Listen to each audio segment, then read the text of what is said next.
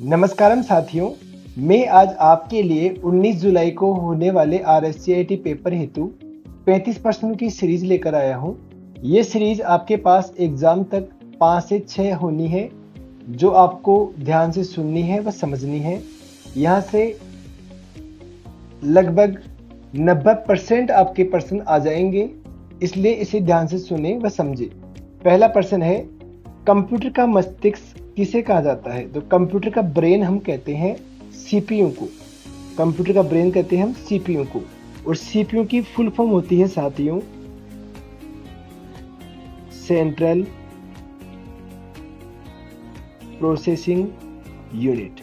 Central processing unit ये होती है अपने सीपीयू की फुल फॉर्म।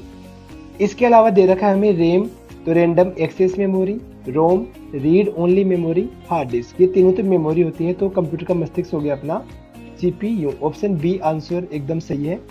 फिर देखिए सेकंड प्रश्न, निम्न में से कौन सा एक ऑपरेटिंग सिस्टम नहीं है? तो ऑपरेटिंग सिस्टम आपका विंडोज होता है, लिनक्स होता है, एंड्रॉयड मोबाइल ऑपरेटिंग सिस्टम होता है, और है आपका MS ऑफिस। MS ऑफिस में आता है आपका वर्ड हो गया, एक्सेल हो गया, पावर पॉइंट हो गया, आउटलुक हो गया, ये सब अब आते हैं अपने MS ऑफिस में। तो MS ऑफिस आपका ऑपरेटिंग सिस्टम नहीं होता, ये एक एप्लीकेशन सिस्टम होता है, एप्लीकेशन सॉफ्टवेयर होता है आपका MS ऑफिस। थर्ड पर्सन देखिए, MS वर्ड 2010, MS वर्ड 2010 में डिफॉल्ट एक्सटेंशन क्या होता है? तो वर्ड का डिफॉल्ट एक्सटेंशन .doc होता है, नोटपैड का होता है .txt, नोटपैड प्रोग्राम का। इसके अलावा एक्सेल का होता है .xls, ये होता है आपका एक्सेल का, और पावर पॉइंट का होता है .pptx, ये होता है आपका पावर पॉइंट का। याद रखना आप, MS वर्ड का .doc, नोटपैड का होता है .txt, और XLS होता है आपका एक्सेल का, और .pptx होता है पावर पॉइंट का। तो अपना आंसर हो जाएगा सी ऑप्शन एकदम करेक्ट आंसर है। इंटरनेट पर वेबसाइट खोलने के लिए किस सॉफ्टवेयर का प्रयोग करते हैं? तो इंटरनेट पर अपन को वेबसाइट जब ओपन करनी होती है, तो अपन उसके लिए इंटरनेट चलाने के लिए हमें हमारे पास इंटरनेट हो, और दूसरा होनी चाहिए अपने पास वेब ब्राउजर्स। वेब ब्राउजर्स में आपका जैसे गूगल क्रोम हो गया, मोजिला फायरफॉक्स हो गया, इंटरनेट एक्सप्लोरर हो गया, माइक्रोसॉफ्ट एज हो गए, ये सब होते हैं आपके वेब ब्राउजर्स। गूगल क्रोम वगैरह ये सब होते हैं आपके वेब ब्राउजर्स। सर्च इंजन 3 होते हैं अपने पास। पहला सर्च इंजन है गूगल, जो सबसे ज्यादा यूज किया जाता है। गूगल के बाद में है दूसरा याहू, और तीसरा है बीइंग, तीसरा अपना बीइंग। तो ये होते हैं अपने सर्च इंजन। तो अपना आंसर हो जाएगा इसका वेब ब्राउजर। ऑपरेटिंग सिस्टम जैसे विंडोज हो गया, लाइनक्स हो गया, यूनिक्स हो गया, और विंडोज जो फैमिली होते हैं विंडोज 7, विंडो 10, विंडो 8.1, ये सब भी किस में आते हैं? ऑपरेटिंग सिस्टम है अपना। एंड्रॉयड होता है आपका mobile operating system. MS word अपना होता है एप्लीकेशन प्रोग्राम होता है, एप्लीकेशन सॉफ्टवेयर होता है। फिर देखिए कीबोर्ड में F1 से लेके F12 तक की जो कीज होती है, F12 तक की जो कीज होती है, उन्हें कहते हैं हम फंक्शन कीज। इनकी संख्या होती है टोटल 12, और ये कीबोर्ड के ऊपर ही ऊपर स्थित होती है। कीबोर्ड के ऊपर ही ऊपर आती है, F1 से लेके F12 तक फंक्शन कीज आती है अपने पास कीबोर्ड के ऊपर ही ऊपर।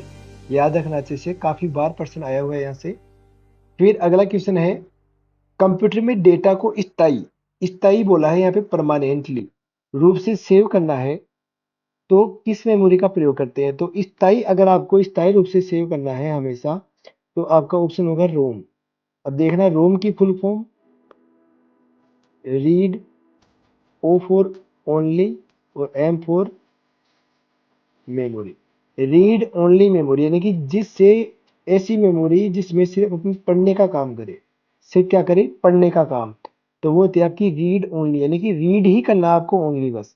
तो वो क्या आपकी स्थायी है, उसमें अपन चेंज नहीं कर सकते, उसमें अपन ना डाटा हटा सकते हैं ना जोड़ सकते हैं। तो वो गया आपकी रीड ओनली मेमोरी। तो ये आंसर हो जाएगा अपना, इसमें नहीं दे रखा।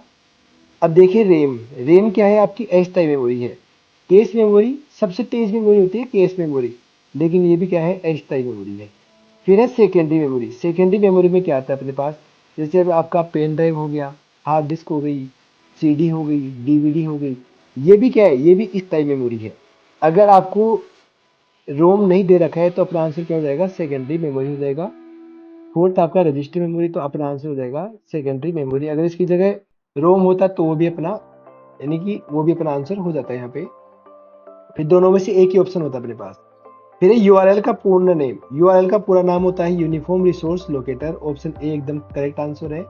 यूनिफॉर्म रिसोर्स लोकेटर जहां हम सर्च करते हैं, ये किस काम में आता है, सर्च करने के काम में आता है। डाटा अपन को सर्च करना है इंटरनेट के ऊपर, तो गूगल क्रोम पे गए अपन, वहाँ पे गूगल का ऑप्शन आता है, वहाँ पे अपन लिखने का जो ऑप्शन होता है वो लिखने का ऑप्शन ही होता है यूआरएल। यहीं पे अपन डाटा टाइप करते हैं ढूंढने के लिए।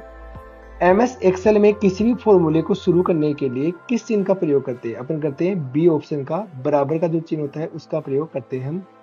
कोई भी फॉर्मूला यूज कर रहे हो आप तो उससे पहले क्या लगाते हैं, अपन बराबर का चिन्ह लगाते हैं। ऑप्शन बी आपका करेक्ट आंसर है। फिर अपन से फुल फॉर्म पूछा है, रैम का पूरा नाम क्या है। रैम का पूरा नाम होता है आपका random access memory. Random access memory RAM का पूरा नाम होता है। और इसकी जगह आता है, दूसरा आता है आपका रोम। तो रोम का पूरा नाम होता है आपका, रोम जो होता है उसका पूरा नाम होता है read only memory. Read only memory यानी कि रोम। रोम आपकी स्थायी मेमोरी होती है। रोम होती है आपकी स्थायी मेमोरी। और रैम जो होती है वो होती है आपकी अस्थायी मेमोरी। याद रखना आप, रैम अस्थायी होती है और रोम स्थायी होती है। तो अपना आंसर हो जाएगा रैंडम एक्सेस मेमोरी। फिर देखिए भीम ऐप का यूज क्यों किया जाता है, तो भीम का यूज किया जाता है ऑनलाइन डिजिटल भुगतान के लिए। भीम का यूज किया जाता है ऑनलाइन डिजिटल भुगतान के लिए। और इसकी फुल फॉर्म होती है भारत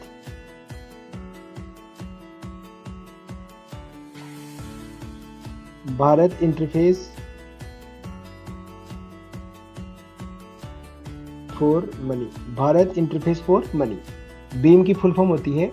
आपका भीम पूल है, गूगल पे पूल है, पेटीएम पूल है, फोन पे पूल है, ये सब क्या है आपके ऑनलाइन डिजिटल भुगतान के काम में आते हैं। अगला क्वेश्चन है, निम्न में से कौन सा एक इनपुट डिवाइस है। मॉनिटर आपका आउटपुट डिवाइस होता है। मॉनिटर की जगह आजकल अपने एलईडी आ गई और एलसीडी आ गई, याद रखना। प्रिंटर हो गया आपके कीबोर्ड। कीबोर्ड क्या है आपका इनपुट डिवाइस है। प्लॉटर भी क्या है, आउटपुट डिवाइस है। तो अपना आंसर हो जाएगा सी कीबोर्ड। एमएस पावर पॉइंट में नई स्लाइड इंसर्ट करने की शॉर्टकट की। एमएस पावर पॉइंट में नई स्लाइड लेने के लिए, नई स्लाइड लेने के लिए हम यूज करते हैं कंट्रोल के साथ एम का। कंट्रोल के साथ एम। अब ध्यान से देखना आप, सिर्फ और सिर्फ एमएस पावर पॉइंट में प्रश्न आएगा आपका कि स्लाइड न्यू लेने के लिए आप किसका यूज करोगे, तो अपन यूज करेंगे कंट्रोल के साथ एम का। इसके अलावा आपसे जिसमें भी पूछेगा आपसे, जैसे आपसे पूछे कि एमएस पावर पॉइंट में नया प्रेजेंटेशन लेना है तो कंट्रोल के साथ एन होगा, कंट्रोल के साथ एन। इसके अलावा पूछे आपसे एमएस वर्ड में नया पेज लेना है तो कंट्रोल एन। एमएस एक्सेल में नई वर्कशीट लेनी है तो कंट्रोल एन। नोटपैड में नया पेज लेना है तो कंट्रोल एन। सब में क्या आएगा, कंट्रोल के साथ एन आएगा। एन फॉर नेक्स्ट, कंट्रोल के साथ एन आएगा। एम फॉर मैंगो आता है आपका नई स्लाइड लेने के लिए। याद रखना, नई स्लाइड के लिए एम आता है। बाकी नया जो भी आपको पेज डॉक्यूमेंट जो भी लेना है आपको प्रेजेंटेशन वगैरह, उसके लिए आता है कंट्रोल के साथ एन, याद रखना। कंट्रोल एस होता है आपका सेव करने के लिए। अगला प्रश्न है आपका ई कॉमर्स। ई कॉमर्स यानी इलेक्ट्रॉनिक कॉमर्स यानी इलेक्ट्रॉनिक वाणिज्य। इलेक्ट्रॉनिक कॉमर्स हो गया आपका जिसमें अपन ऑनलाइन सामान खरीदते हैं, ऑनलाइन सामान बेचते हैं, जैसे कि आपका स्नैपडील हो गया, अमेजन, फ्लिपकार्ट, ये सब क्या है, मीशो, ये सब क्या है ई कॉमर्स के उदाहरण आपके। आधार कार्ड में कितने अंकों की संख्या होती है। आधार कार्ड में 12 अंक होते हैं अपने पास। एसएसओ का पूरा नाम, एसएसओ जो अपनी आईडी होती है उसका पूरा नाम होता है सिंगल साइन ऑन। फिर अगला क्वेश्चन है, किसी टेक्स्ट या फाइल को कॉपी करने के लिए, कॉपी करना है, देखो बता दो आपको, कंट्रोल के साथ एक्स ये होता है कट के लिए, कंट्रोल के साथ एक्स होता है कट के लिए। कंट्रोल वी होता है आपका पेस्ट करने के लिए। कंट्रोल सी होता है कॉपी के लिए और कंट्रोल जेड होता है अंडू के लिए। अंडू क्या होता है, जो लास्ट स्टेप आपने काम किया था उस पर वापस जाना है। लास्ट स्टेप जो भी काम किया था आपने उस पर वापस जाने के लिए हम एक कदम पीछे जाने के लिए अंडू का यूज करते हैं। कॉपी, कॉपी में सेलेक्ट टेक्स्ट को कॉपी किया जाता है जिससे उस टेक्स्ट पे कोई प्रभाव नहीं पड़ता। पेस्ट होता है कट या कॉपी में से जो भी अपन ने अंतिम काम किया है उसको और दूसरी जगह ले जाके चिपकाना है तो उसको बोलते हैं पेस्ट करना। और कंट्रोल एक्स होता है आपका कट करना, यानी सेलेक्ट मैटर को वहां से हटाना। फिर अगला प्रश्न दे रखा है ईपीडीएस। ईपीडीएस के संदर्भ में एफपीएस का पूरा नाम। ईपीडीएस के संदर्भ में एफपीएस का पूरा नाम। तो एफपीएस होती है आपकी फेयर प्राइस शॉप, उचित मूल्य की दुकान। आप जब राशन डीलर के पास जब अपन को गेहूं मिलते हैं राशन कार्ड से, वहां पे अपन गेहूं लाने जाते हैं तो उस पर लिखा होता है उचित मूल्य की दुकान। तो वही इंग्लिश में लिखा हुआ आपके पास फेयर प्राइस शॉप, वो होता है आपका एफपीएस। एफपीएस वो होता है आपका एफपीएस फेयर प्राइस शॉप, उचित मूल्य की दुकान। ईपीडीएस की फुल फॉर्म होती है electronic public distribution system. Electronic public distribution system, ये होती है आपकी ईपीडीएस की फुल फॉर्म जो राशन कार्ड में अपने काम में आती है। एफपीएस होता है आपका fair price shop. Next question है सबसे तेज गति से कार्य करने वाली कंप्यूटर की मेमोरी कौन सी होती है? तो सबसे तेज गति से साथ काम करती है आपकी केस मेमोरी। कौन सी होती है सबसे तेज? केस मेमोरी होती है। ओटीपी का पूरा नाम वन टाइम पासवर्ड। ओटीपी का पूरा नाम होता है आपका वन टाइम पासवर्ड, ये हो जाएगा आपका। निम्न में से कौन सा एक सर्च इंजन, अभी बताए थे मैंने 3 सर्च इंजन होते हैं अपने पास। पहला हो गया गूगल, बिंग, याहू, ये 3 होते हैं। पूछे आपसे कि सर्वाधिक सर्च इंजन का यूज किसका होता है, तो अपना आंसर हो जाएगा गूगल का होता है। किसका होता है? गूगल का होता है। और इन तीनों में से कोई भी एग्जांपल दे दे आपको कि कौन सा है, तो आप बता दोगे कि तीनों क्या है, आपके सर्च इंजन होते हैं। फिर अगला क्वेश्चन है वोटर आईडी कार्ड के लिए, वोटर आईडी कार्ड के लिए आप ऑनलाइन आवेदन करना आपको, तो आप कौन से पोर्टल से करेंगे? वोटर आईडी कार्ड के लिए आपको ऑनलाइन आवेदन कौन से पोर्टल से कर सकते हैं? तो इसका आंसर हो जाएगा आपका एनवीएसपी। एनवीएसपी हो जाएगा आपका। वोटर आईडी के लिए हम किसका प्रयोग करते हैं?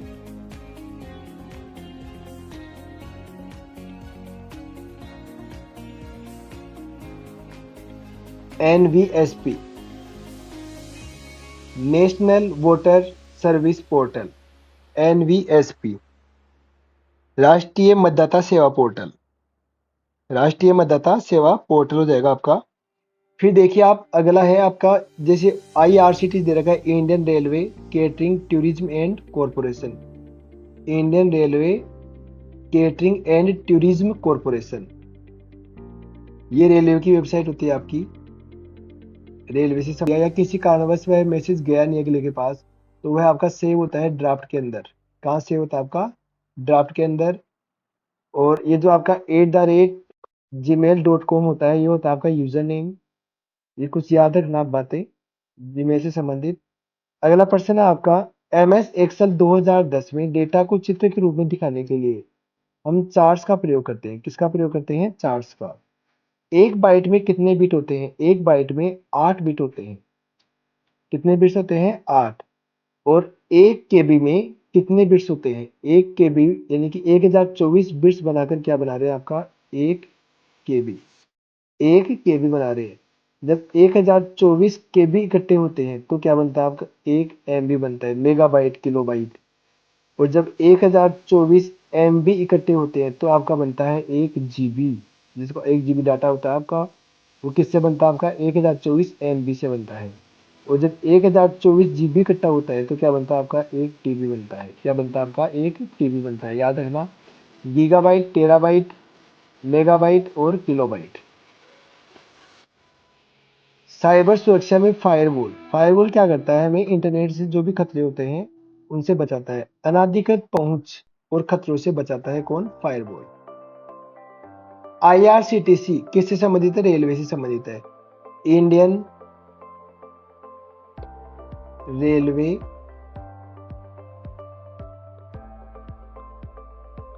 Catering and tourism corporation. Tourism corporation. Google drive हो गया आपका। ड्रॉप बॉक्स किसके उदाहरण होते हैं? ये होते हैं क्लाउड स्टोरेज सर्विसेज के। किसके होते हैं? Cloud storage service. जो आपके डाटा जो भी होते हैं, 10th की मार्कशीट, 12th की मार्कशीट, आर्किटेक्चर का सर्टिफिकेट हो जाएगा आपका एक आपके पास, ये सब कहाँ पे सेव होते हैं अपने पास? गूगल ड्राइव पे कर सकते हैं, ड्रॉप बॉक्स कर सकते हैं, या आपका होता है डिजी लॉकर जो होता है आजकल, उस पर भी आपको मिल जाता है डाटा। अगला है एमएस वर्ड में किसी शब्द के नीचे आने वाली लाल लाइन क्या बताती है? आपकी स्पेलिंग की अशुद्धि बताती है। क्या बताती है आपको? स्पेलिंग की अशुद्धि। ऑप्शन बी आपका करेक्ट आंसर हो जाएगा। वीपीएन का पूरा नाम virtual private network. Virtual private network है आपका। Pan card permanent account number. Permanent account number. Pan card बनवाने के लिए ऑनलाइन कौन सा फॉर्म 49A भरा जाता है? 49A होता है आपका। तो ऑप्शन बी अपना राइट आंसर है। फिर है निम्न में से कौन सा एक मोबाइल ऑपरेटिंग सिस्टम का उदाहरण है? तो मोबाइल ऑपरेटिंग सिस्टम का उदाहरण होता है आपका एंड्रॉइड। आंसर बी अपना करेक्ट आंसर हो जाएगा। ब्लूटूथ किस प्रकार की नेटवर्क का उदाहरण है? ब्लूटूथ आपका होता है personal area network. Personal area network. ये देखिए, लेन की फुल फॉर्म है local area network, when wide area network, main metropolitan area network, और पेन हो गया आपका पर्सनल एरिया नेटवर्क। दोस्तों, वीडियो को आपको अच्छे से देखना है, अच्छे से सुनना है, और आप चैनल को सब्सक्राइब कर लें MDCI 369। यहाँ आपको कम से कम अब 5 से 7 वीडियो आएंगे 35 प्रश्नों के, जो 19 जुलाई की एग्ज़ाम में आपको बहुत ही लाभदायक होंगे आपके लिए, जहाँ से आपको पूरा पेपर आपको मिल जाएगा।